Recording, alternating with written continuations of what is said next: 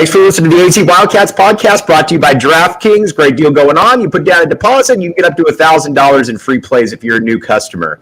All right, now, if there's a happier man on the face of the earth right now than Mr. Dalen Terry, I would love to see him. Al, hopping back in with us to talk about Dalen Terry's, first of all, his journey to the NBA, what's gone on in the Summer League, and by the way, that's one of the flyest draft night pictures you'll ever see with you and your pop, or with you and Dalen. Oh, thank you, yes. So, all right, so Phil said, what's it like when you, and we were talking a little bit off camera, but it's one thing when he gets drafted. It's another thing when you're out there and you see him on the court with other NBA players. Yeah.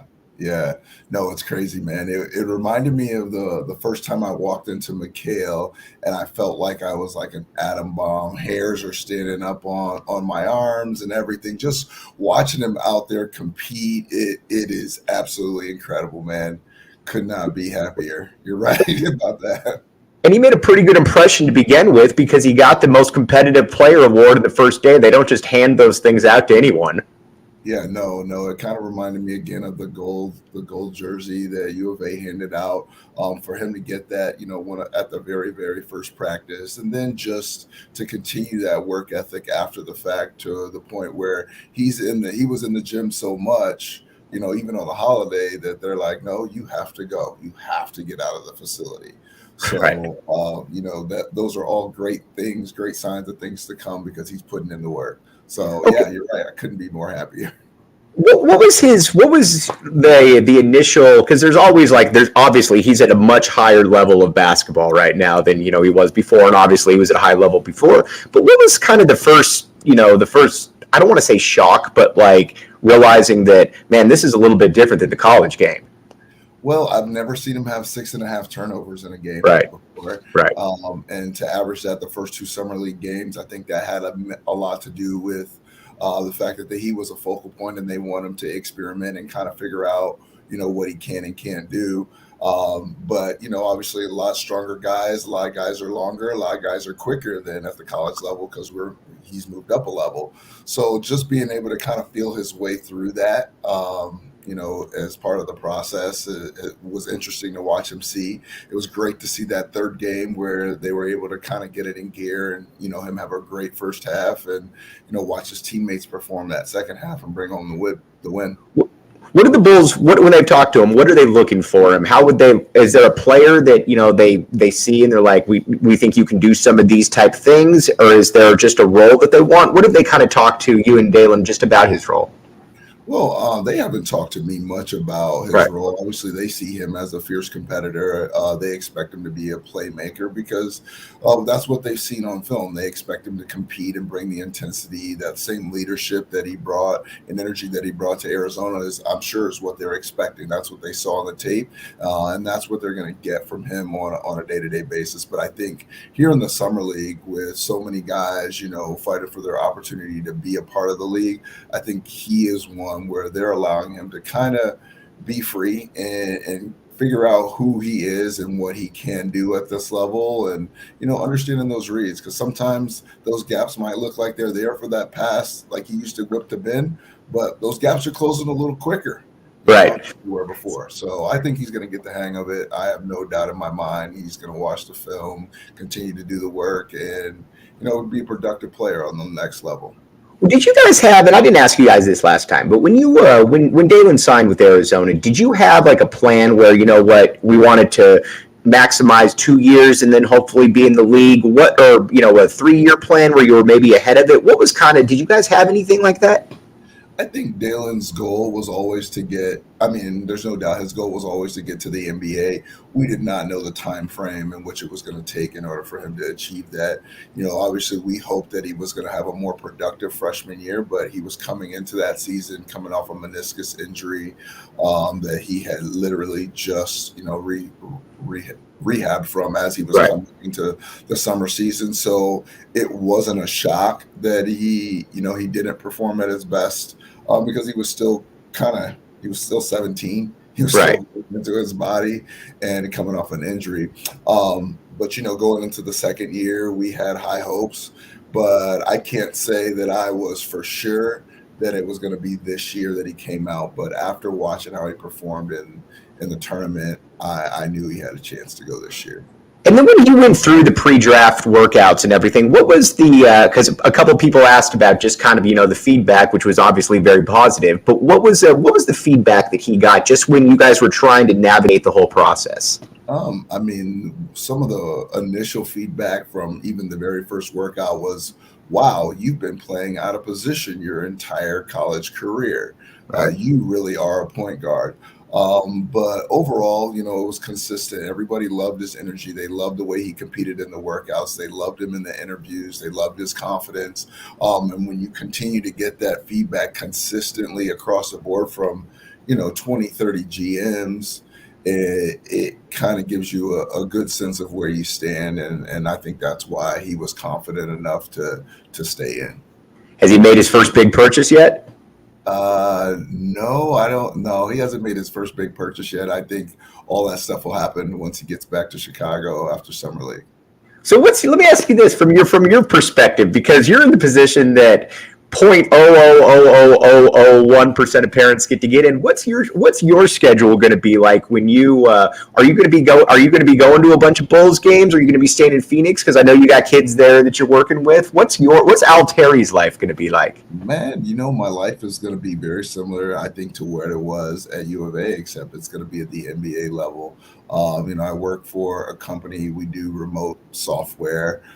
So it just so happened the day of the draft, my territory got changed to Illinois, Iowa, and Wisconsin. So I'll spend a lot of time, in my territory doing my job. And it just so happens to be that the kid is playing there. So, I think I'll get a chance to come to quite a few games, probably not as many as I did down in Tucson, considering it was only an hour and a half away. But by all means, I would not, any game that I can get to, I'm going to be at, whether it's in Oklahoma City, Dallas, what have you. I can be there. I will. Was it kind of surreal seeing Dalen out there and then also seeing Ben and Christian, who they've been with for a couple years, all competing on the same courts within the same couple-hour time frame? Dude, it was absolutely crazy because we went the first day. Ben played before Dalen.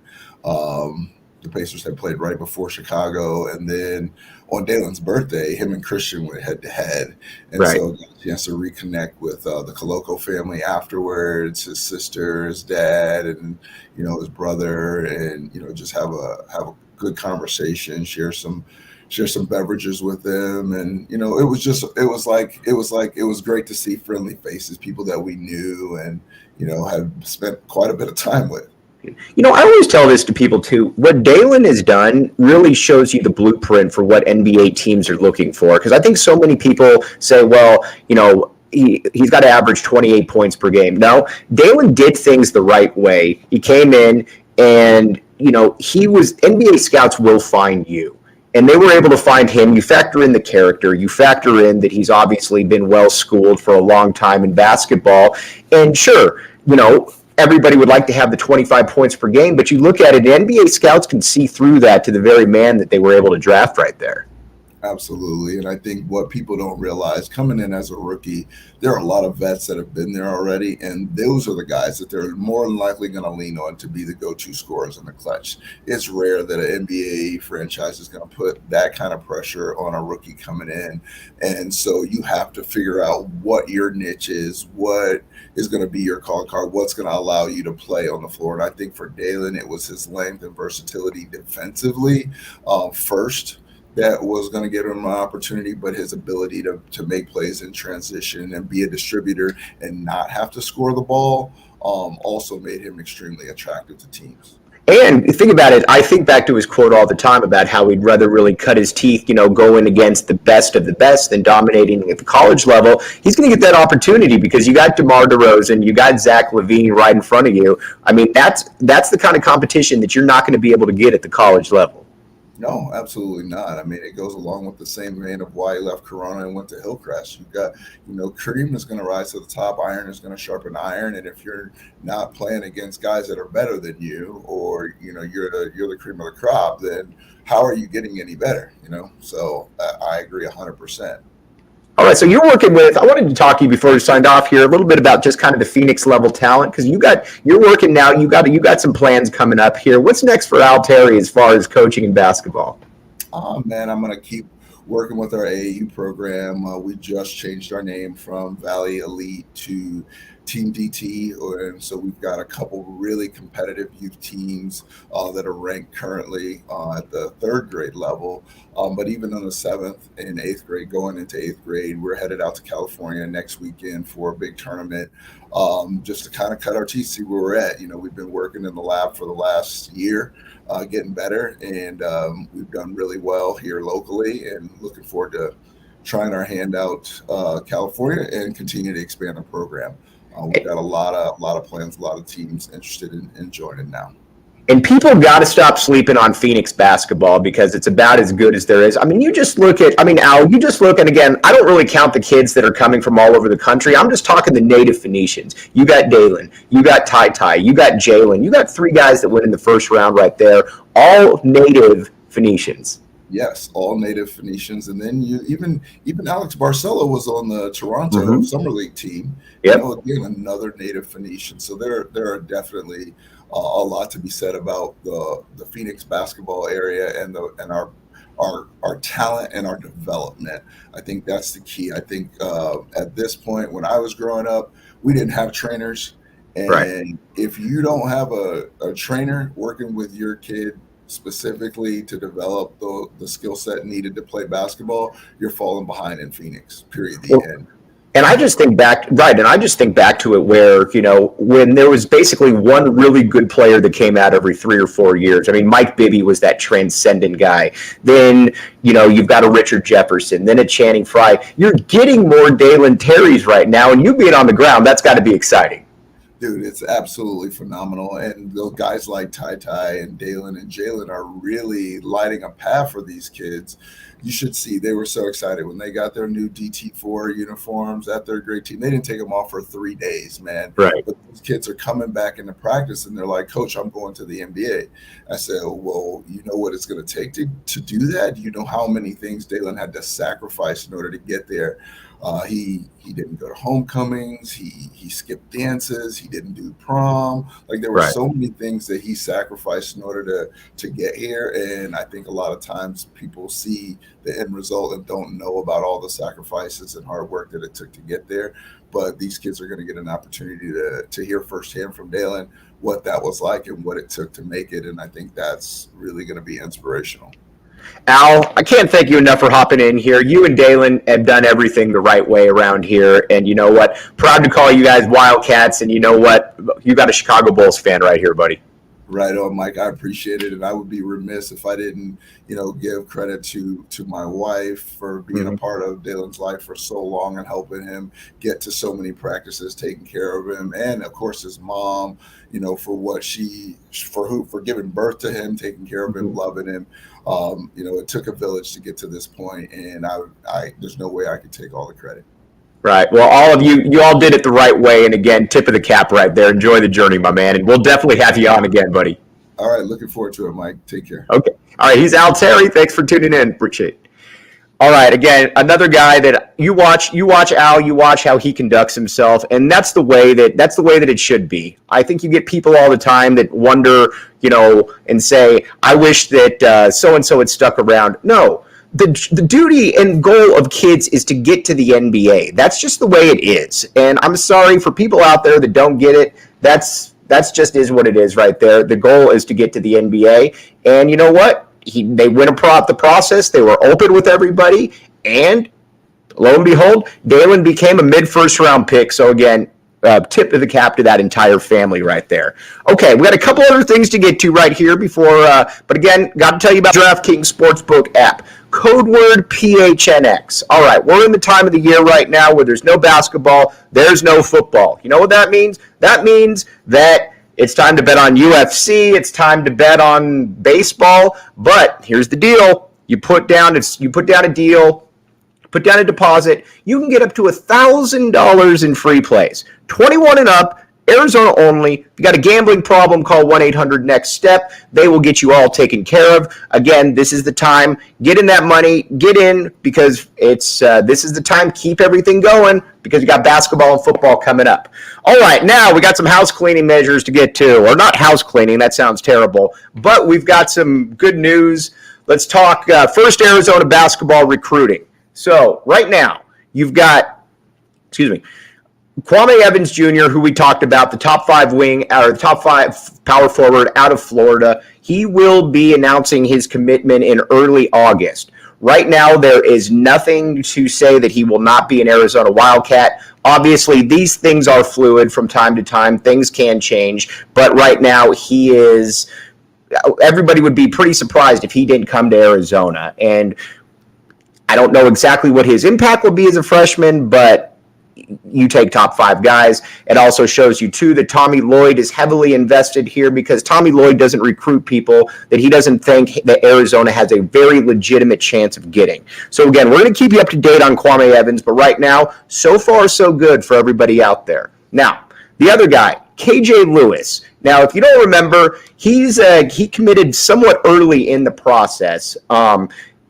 Actually spent some time here in Tucson. Our good friend Justin Spears actually knew, I believe, his brother. I don't want to mangle that, but he lived here in Tucson, moved to El Paso. When you watch his highlights, you wonder to yourself, why in the world is he ranked like the 48th best player, not the 12th? I think you're going to see that kind of change a little bit here. He's moved on to Duncanville High School, and Duncanville is loaded. It's one of the better programs in all of Texas. It's produced a lot of good players over the years, and he's going to be able to get some real primetime shine there. He's played very well so far this summer, and we're going to keep you all up to date on how that continues to go throughout July. But again, you watch the highlights. I think people are sleeping on him a little bit here. Very springy athlete. About 6'5", pretty good developing shot, NBA body already. When you look at 23-24, I don't know where he fits into the roster, but you better believe that he is going to fit into that roster somewhere because of how talented he is and how much he can bring to the table.